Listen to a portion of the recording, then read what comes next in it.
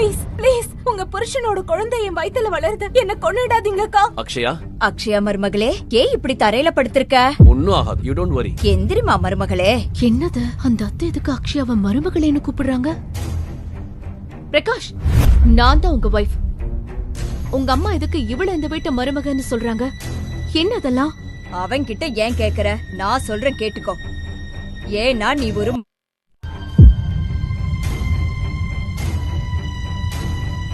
வம்சத்தை வளர்க்க துப்பில்லாத நீ எல்லாம் ஒரு பொண்டாட்டியா? அவதான் இந்த வீட்டு மருமக, என் வாரிசு தரப்போறவ.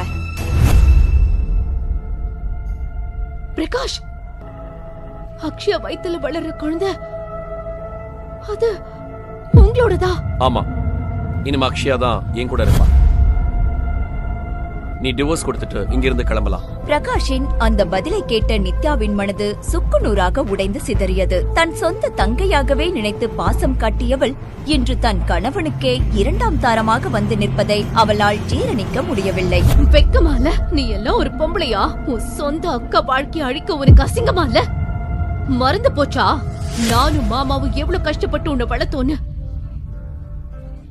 நீ வெளிநாடு போய் நல்லா படிக்கணும், உன் எதிர்காலம் நல்லா இருக்கணும்னு என் வாழ்க்கை முழுசும் தியாகம் பண்ணனே. ஆனா நீ உன்னோட இந்த அழகு வச்சு என் வாழ்க்கையவே எரிக்க பாக்குறியா? நிறுத்து உன் தியாக நாடகத்தை. நீ பண்ணதெல்லாம் உன் கடமை. அதுக்காக இப்போ நீ தியாகி வேஷம் போடாத. நான் உன்னை இப்ப சின்ன பொண்ணு இல்ல. எனக்கு தலை வலிக்குது. உன்னோட இந்த ஓவர் ஆக்டிங்க முதல்ல நிறுத்து. டிராமாவா? போது, நிறுத்து எல்லாத்தையும். அக்ஷயாவை இன்னும் டென்ஷன் பண்ணுன, அப்புறம் நான் கெட்டவன் ஆயிடுவேன். டிவோர்ஸ் பேப்பர் ரெடியாற வரைக்கும் உன் திங்ஸ் எல்லாத்தையும் எடுத்துக்கிட்டு போய் வேலைக்காரங்க ரூம்ல தங்கிக்கோ.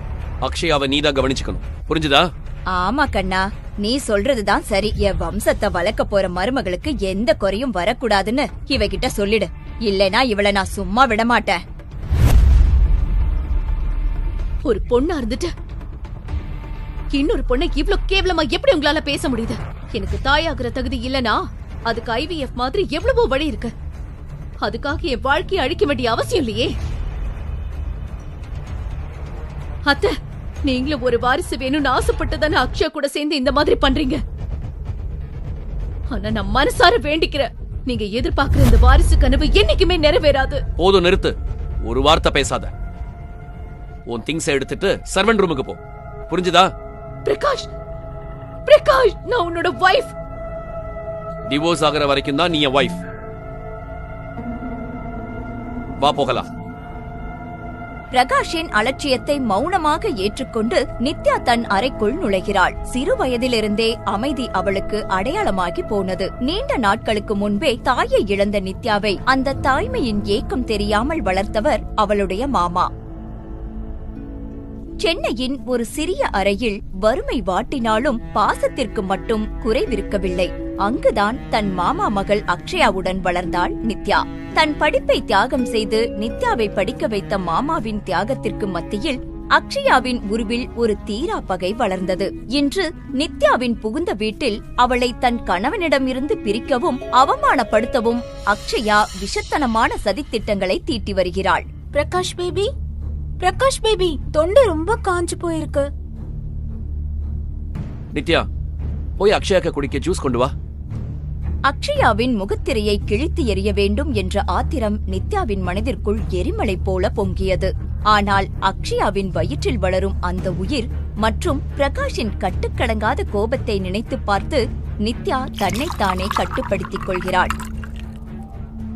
யாருக்கு இந்த ஜூஸ் எடுத்துட்டு போற? அத்தை, இது அக்ஷயாக்கு தான் எடுத்துட்டு போறேன். இதை இங்க வே. நீ இதை எடுத்துட்டு போக வேண்டாம். அந்த ஜூஸ்ல ஏதாவது விஷத்தை கலந்து அவளை கொல்லவா? என் பேரை பிறக்கிறதுக்கு முன்னாடியே அவனை தீத்து கட்ட பாக்குறியா? தீனோ. Yes ma'am. இந்த ஜூஸ கொண்டு போய் அக்ஷயா கிட்ட கொடு.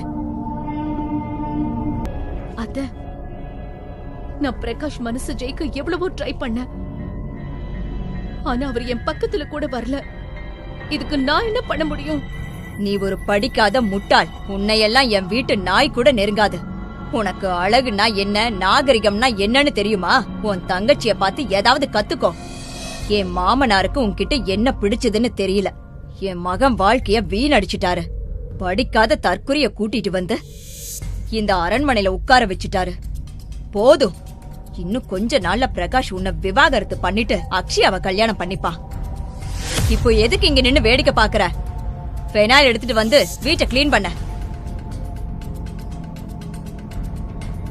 வீடு முழுவதையும் துடைத்து சுத்தம் செய்து களைப்பு ஒருபுறம் இருந்தாலும் எப்படியாவது பிரகாஷிடம் பேசிவிட வேண்டும் என்று அவன் அறைக்குள் நுழைகிறாள்.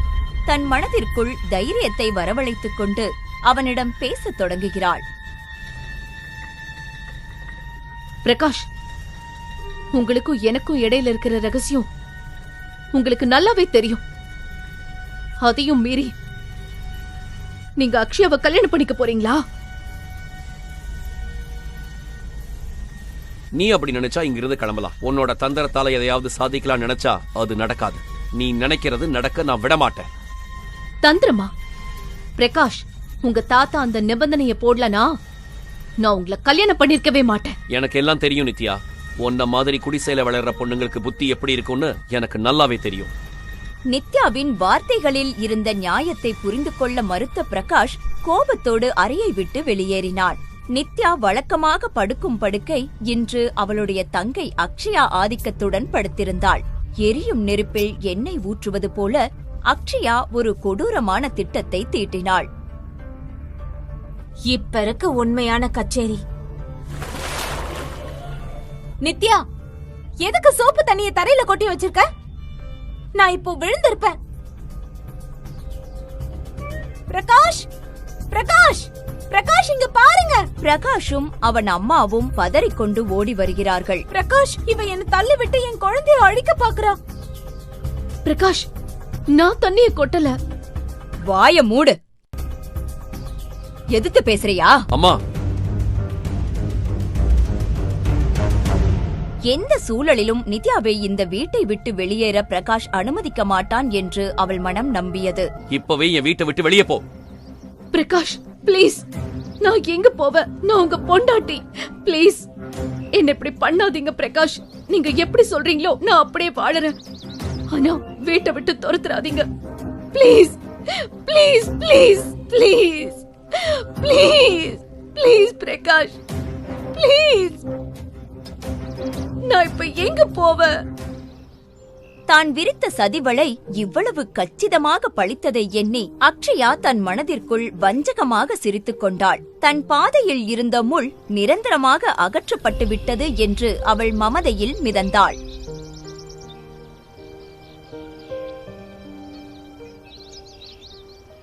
சிறிது நேரத்தில் திடீரென ஒரு விலை உயர்ந்த காரின் ஹாரன் சத்தம் அங்கிருந்தவர்களின் கவனத்தை ஈர்த்தது. நித்யா அந்த ஆடம்பரமான ஆடி காரின் அருகே சென்றபோது அடுத்த எபிசோடை தவறாமல் பாருங்கள். பாக்கெட் எஃப்எம்மின் அனைத்து எபிசோடுகளையும் கேட்க பாக்கெட் எஃப்எம் ஆப்பை டவுன்லோட் செய்யுங்கள். லிங்க் டிஸ்கிரிப்ஷனில் கொடுக்கப்பட்டுள்ளது.